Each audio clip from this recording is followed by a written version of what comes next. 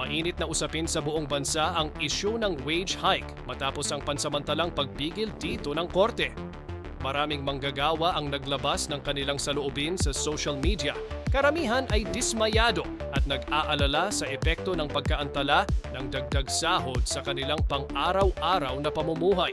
Sa mga lansangan, may mga kilos protesta at pagtitipon na naganap kung saan mariing ipinahayag ng mga manggagawa ang kanilang hinaing at panawagan para sa makatarungang sahod na makatutugon sa tumataas na presyo ng bilihin.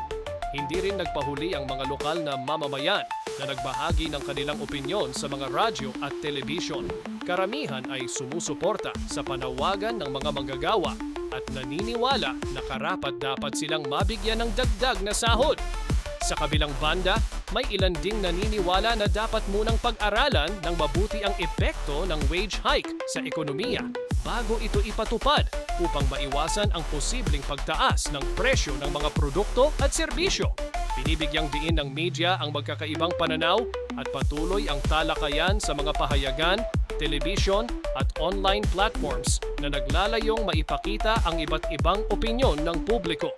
Sa kabila ng legal na hamon, nananatiling buo ang loob ng marami na dapat pakinggan ang boses ng ordinaryong manggagawa at bigyan sila ng makatarungang sahod na makatutulong sa kanilang kabuhayan.